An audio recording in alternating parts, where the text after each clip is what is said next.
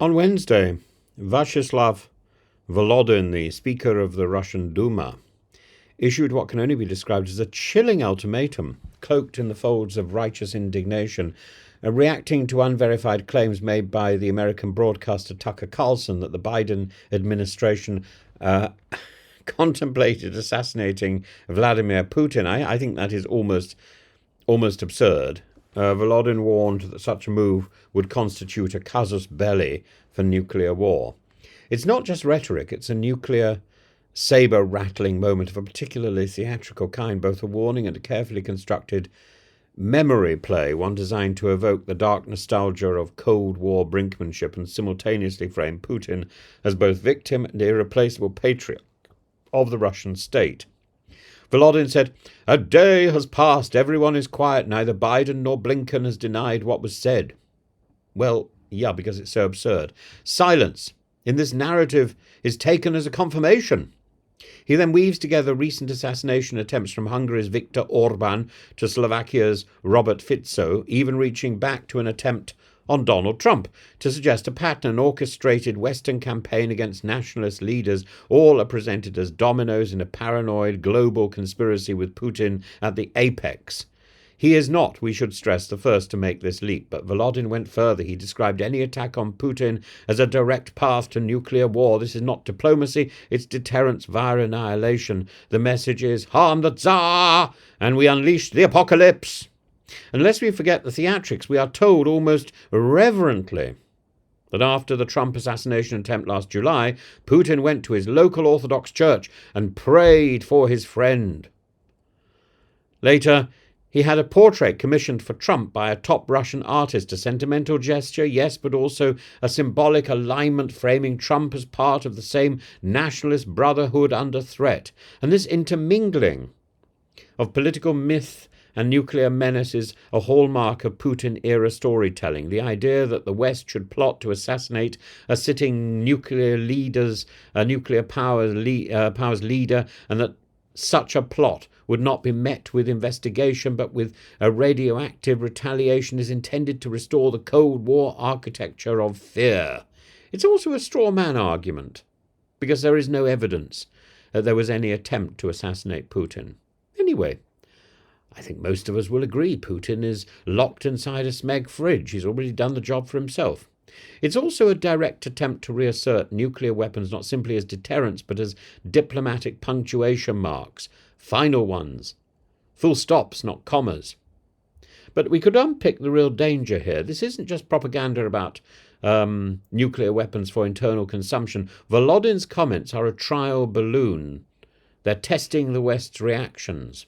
They're framing Putin not as aggressor in Ukraine, but as potential victim of Western overreach, and they recast Russia's nuclear doctrine in more aggressive, personalized terms. Historically, nuclear threats were framed around state survival or existential peril, and here we see a shift. The life of one man is presented as the tripwire for thermonuclear retaliation. This is more worrying. It's about destabilizing the world for Putin. There's also, crucially, a memory embedded here. The USSR used assassination hysteria before. After Stalin's death in 1953, Beria and Khrushchev weaponized rumors of Western plots to consolidate power. The KGB's narrative of a West obsessed with destabilizing Russia has endured. Volodin is simply giving it a 21st century uptake. But why now? Why now is he speculating about the death of Putin? Is it possible because now is the point at which the Russian state has decided it's going to unveil the truth about Putin's death?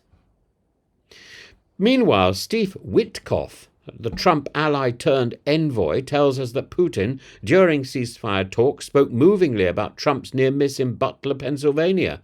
Again, this isn't accidental. It's an emotional soft power. Look, Russia says, we pray for your leaders. We grieve when they are harmed, and yet you plot to kill ours?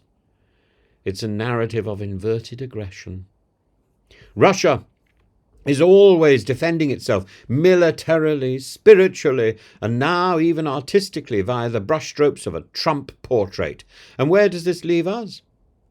Firstly, the danger of personalized nuclear policy cannot be overstated. If Putin's person becomes the cornerstone of Russian strategic security, then any internal stability, any coup rumor, any palace intrigue could be interpreted as a foreign threat, and the nuclear missiles will be moved out and moved into place, will be lit.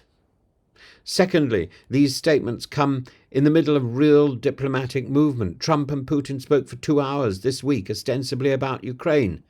Trump has long signalled that he might accept Russia's hold over Crimea and the Donbass, and this context lends Volodyn's statement a double edge, a threat to the West, a warning to Russia's own hawks. Only Putin can hold the nuclear keys, so rally round him. And finally, the message to Western policymakers is clear. Strategic ambiguity in an election year, particularly from Biden, can be dangerously misread. Putin may be in power, Trump may be in the White House, but only just, and Carlson's unsubstantiated allegation, left unanswered, has now been twisted into a moral and military threat. The ghost of Biden hovers over the current Trump administration, and why not? Why would it not do so? The current Trump administration has barely been in place. 8 weeks. 8 weeks. And so much chaos already. Volodyn's nuclear saber-rattling is not just noise, it's a calculated piece of theatre designed to provoke, to test, to frighten. It weaponizes memory, sentiment and myth, and dangerously it centres the world's continued survival not on a treaty or a doctrine, but on the mortal coil of a single man in the Kremlin, locked into a smeg fridge. That should give us all pause, because he's already dead. We're pausing like Putin. Only probably, unlike Putin, most of us are not smelling.